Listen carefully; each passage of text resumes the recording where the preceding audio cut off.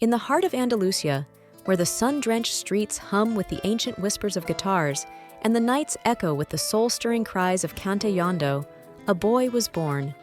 A boy who would not just sing flamenco, he would ignite it, transforming its very essence and setting the world ablaze with his unparalleled voice. His name was José Monje Cruz, but the world, captivated by his fiery spirit and profound artistry, would forever know him as Camarón de la Isla. Camaron wasn't merely a singer. He was a seismic event, a revolution embodied in human form. Today, we embark on an extraordinary journey to unravel the story of how one voice, steeped in tradition yet daringly modern, reshaped the soul of Spain and reverberated through the soundscapes of the entire world. This is not just music. This is life, pain, joy, and rebellion, poured into a single, unforgettable voice.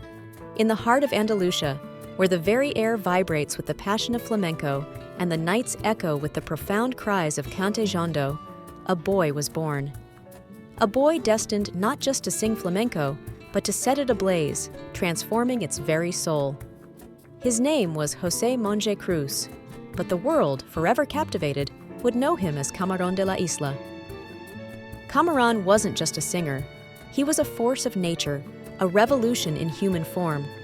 He embodied the very spirit of duende, that elusive, mystical power that elevates art to the divine. And today, we are honored to tell the story of how one voice, steeped in the deepest traditions yet daringly modern, changed the soul of Spain and the sound of the world forever. This is not just music. This is life, pain, joy, and rebellion, poured into a single voice. This is Camaron. José Monje Cruz was born on December 5, 1950, in San Fernando, a small town in the province of Cádiz. This was a place where music wasn't a luxury. It was the very fabric of existence, a means of expression, and often a path to survival.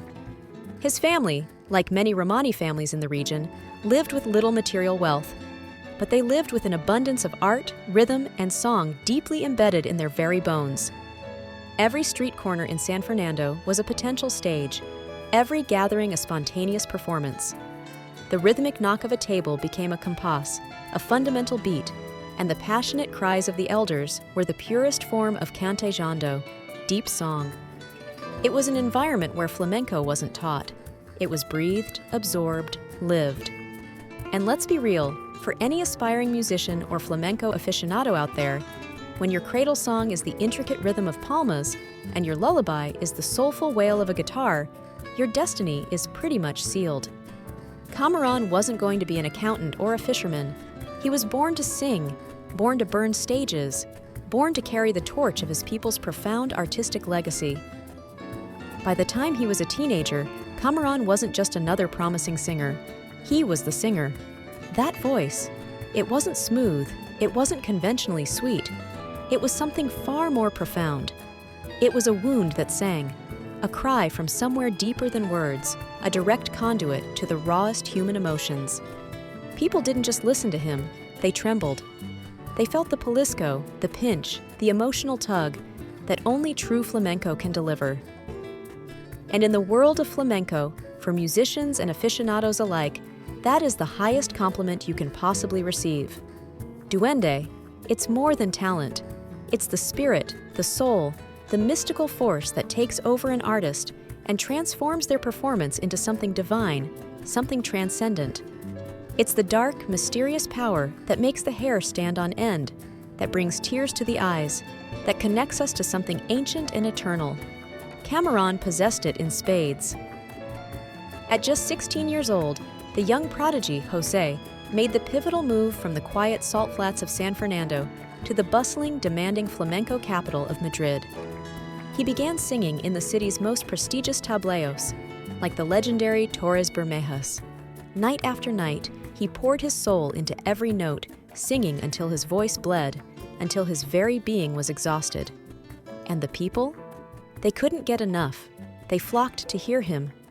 There was something undeniably dangerous about him, something wild and untamed. His voice didn't ask for permission. It demanded attention. It took the room by storm. It was a voice that carried the weight of generations, yet pulsed with a raw, youthful energy that was utterly captivating. He wasn't just performing, he was living every single note, every single quejillo, flamenco cry. And let me tell you, for anyone who understands the intense, often fiercely traditional world of flamenco, that's like Bob Marley walking into your local karaoke night and dropping a mic. People knew instantly that something monumental was happening. A new star, a true phenomenon was rising, and the flamenco universe was about to be irrevocably changed. Then, in a stroke of destiny that would forever alter the course of music history, fate introduced Camarón to another legend in the making, the unparalleled guitarist, Paco de Lucía. If Camarón was the voice, the raw, untamed soul of flamenco, then Paco was the hands, the intricate, dazzling mind that wove magic from 6 strings. Together, they didn't just play music. They forged a new path, writing what many consider the 10 commandments of modern flamenco.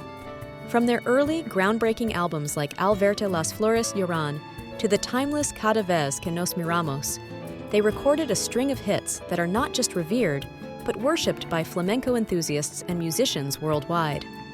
Their collaborations were a masterclass in synergy, each pushing the other to new, unimaginable artistic heights.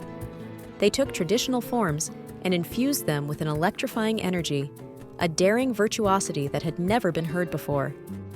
When these two titans played together, it wasn't just a concert, it was an experience. People didn't just listen, they were transported. They fainted. Not figuratively, mind you, literally. You think Beatlemania was intense? Try explaining the sheer, unadulterated passion of flamenco mania in the 1970s, fueled by the explosive chemistry of Camarón and Paco. It was a phenomenon that transcended mere music. It was a cultural awakening. The year is 1979. Camarón, ever the innovator, ever the rebel, does something no one in the flamenco world saw coming. He releases an album that would forever divide and ultimately redefine the genre, La Leyenda del Tiempo, The Legend of Time. And the flamenco world, well, let's just say some people loved it with an almost religious fervor, while others, the staunch purists, wanted to exorcise their record players. What made it so controversial? Camarón dared to mix traditional flamenco with elements of jazz, rock, and even progressive music. He incorporated electric guitars, bass, drums, and even a sitar. For many, it was an unthinkable sacrilege, a direct assault on the sacred purity of flamenco. The traditionalists cried foul, accusing him of abandoning his roots, of selling out. But Camarón? He didn't care about pleasing everyone. He wasn't trying to conform, he was trying to evolve. He understood that art, to remain vibrant, must breathe, must adapt, must dare to break boundaries. He wasn't abandoning tradition, he was expanding it, showing that flamenco was a living, breathing entity, capable of embracing new sounds without losing its soul. He was proving that innovation could be the ultimate act of preservation.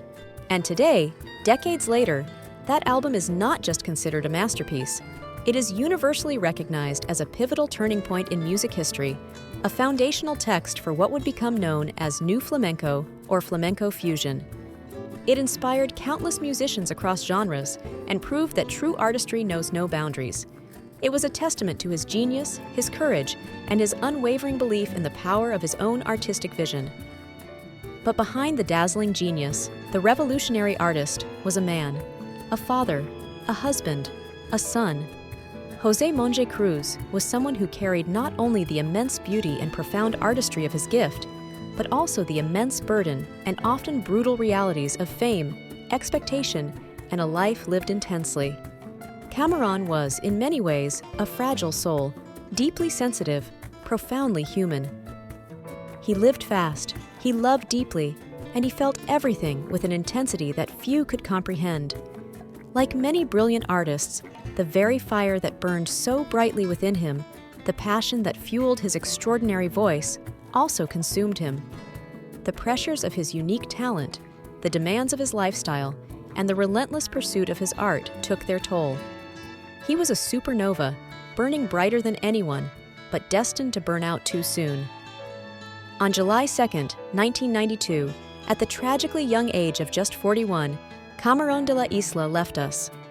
The news sent shockwaves through Spain and the entire world of music. His funeral was attended by over 100,000 people, a testament to the profound impact he had on so many lives. But if you think that was the end of his story, if you believe that death could silence such a voice, then you don't truly understand what it means to be a legend. Today, more than 3 decades after his passing, his voice still rings out with undiminished power. It echoes in every flamenco festival, from the grand stages of Seville to the intimate peñas of Cádiz. It resonates from every street corner in his beloved San Fernando, where his spirit is palpable. It inspires every young artist daring to dream big, to push boundaries, to find their own unique voice within the rich tapestry of flamenco. Camaron didn't just change music, he changed the way we feel music. He showed us that tradition and rebellion are not opposing forces, but can dance together in a breathtaking embrace. He proved that authenticity doesn't mean stagnation, and that true respect for heritage can be expressed through bold innovation. He taught us that duende never dies. It simply finds new vessels, new voices, new rhythms to express itself. His legacy is not just in the millions of albums sold or the countless awards. It's in the hearts of every flamenco aficionado, every musician who picks up a guitar, every singer who dares to pour their soul into a cante. It's in the very evolution of flamenco itself, which he propelled into the modern era while keeping its ancient heart beating strong. Legends don't fade, they echo, and Camaron's echo, a testament to his genius and his humanity, will outlive us all. So, what can we truly learn from the extraordinary life and unparalleled art of Camarón de la Isla? Perhaps it's that life is short, but art, when infused with such raw passion and honesty, is eternal. That rules, especially in art, are often meant to be sung over a compass until they joyfully disappear, making way for something new and exhilarating. He wasn't perfect, no human is, but maybe that's precisely why he was so perfect for us, so relatable, so profoundly inspiring. If this journey through Camaron's world, through the very heart of flamenco, made you feel even a flicker of that elusive duende, if it stirred your soul or ignited a spark of curiosity, then you know exactly what to do. Go ahead and give that like button a little tap. It's like a secret handshake for YouTube, helping to show this video to other awesome people like us who appreciate true artistry and cultural heritage. Plus, it makes the algorithm smile, and we all know a happy algorithm is a generous one.